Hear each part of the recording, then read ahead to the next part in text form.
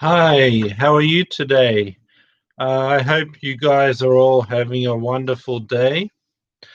I want, sorry about that. I want to talk about the new ATP Tour ranking system um, for 2020. It's been revised. So what they're going to do is they're going to, with the tennis, they're going to have a system where the ranking system is not a yearly one. It's starting from March 2019 and ending at December 2020. Um, as far as defending points, what they're going to do is they're going to say like, well, if you they're going to match up your 2019, your 2020 results, whichever tournament you did better in, that's going to mark down as your rankings points. So, say if you're Nadal, you won the French Open last year and you make the semifinals in 2020. Your result of 2020 is erased, and your 2019 are going to stay. But if it's a tournament you made the semifinals last year and you win, then it's your 2020 results will stand. So whatever's the best. So if it's tournaments you won, you're guaranteed to defend your points, because if you don't win, it's your 2019 result that will stand for the ranking, and your 2020 will be erased. The only way your 2019 won't stand is if you do better in 2020. So if it's tournaments you'll do better in the 2020 year, then that's going to replace your 2019 result. But if you did better in 2019, then that's going to be your rankings points. If you do the same result twice, it's not going to matter because the points will be the same. But whatever is your best result from the tournament in 2019 and 2020, that's what's going to stand for your rankings. And if you choose not to play, if you played the 2019 tournament, those points will stand. So let's look at Federer, for example. Roger Federer uh, is not playing the whole year. So his whole 2019, except for the Australian Open, which will be his 2020 results. So Federer's situation is going to be um, everything he did from March 2019 through to the Australian Open, um, 2020. Yeah, that's what he's going to be his year in the rankings. And obviously he didn't play in Dubai this year, so it's just absent for 1 month. For Nadal, he's got to defend the US Open and the French Open. So, regardless of whether he loses in the first round or wins, it's going to mark that he's defended his points. Because if he doesn't win them, then he's just going to keep his points from the previous year because that'll be the better result. If he wins them again, then it's like he's defended it. So 2019, 2020. So it doesn't matter which year you take the points, and you can't do better if you won it.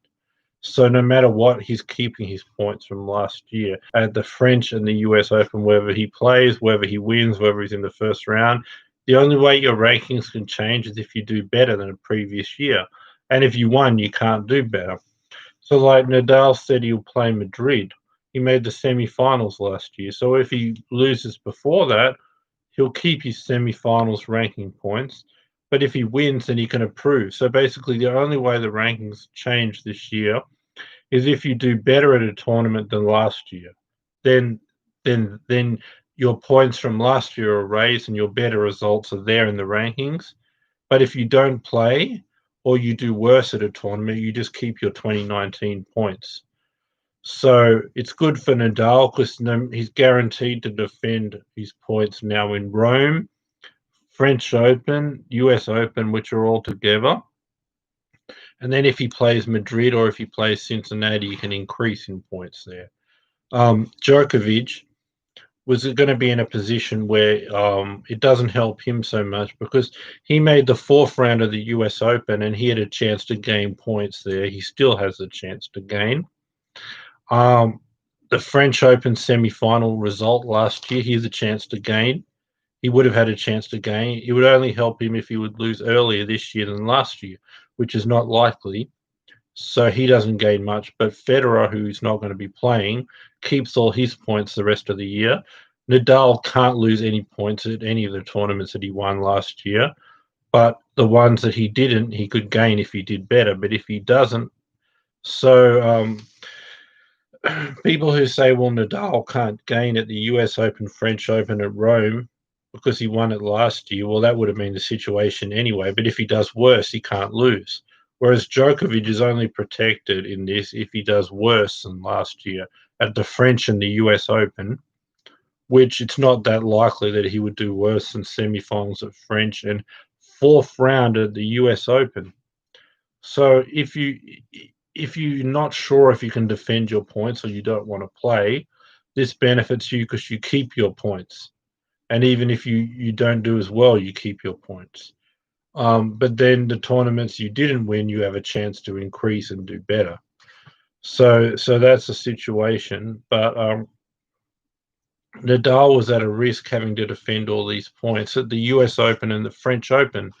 So now he's not going to be. But what this all means is we're going to start back with the current points, what we have. And if you're not playing, your points will stay the same the rest of the year. If you don't do as well as last year in tournaments, you stay the same. You keep those points. The only thing that will change in the rankings is when you play a tournament and you did better in 2020 than 2019, then your 2020 points will go and replace your 2019, which is a better result. So if Djokovic was to win the US Open and made the fourth round last year, he'll get 2,000 points, and his fourth round of a couple of hundred points will be erased. If Nadal wins Cincinnati, he didn't play last year. It's moved to New York. So Nadal would get 2,000 added to his total. And then if he doesn't play Rome, he'll keep it. If he lost at the first round of the French Open and US Open, he still keeps his 4,000 there. So no one can lose anything by playing or losing early. But if you do better, you can add to it. That's basically what they're doing for the rest of the year. And they're picking off where they left off as of March when they suspended the tour. So leave in the comments and tell me who you think this benefits. A lot of people say Federer the most because he's not playing, so he can't lose any points. Some say Nadal with all those points in a short time, 2,000 at the US and the French Open and 1,000 in Rome. He can't lose any of those points, and maybe he could gain some in Madrid because he made the semi-finals. My view is, I guess, Djokovic would have been in a position to gain the fourth round at the US Open, semi-finals at French. He's still in that position to gain. And then it's not really protecting him because it's not likely he would do worse in those tournaments. But then, like anywhere you have a chance to defend, if you won't play or won't do as well, it's going to suit you. So if you look at when they start back, Djokovic, he made the semifinals in Cincinnati, so if he didn't do that well, it would help him, but I guess that's not likely. Fourth round at the French Open.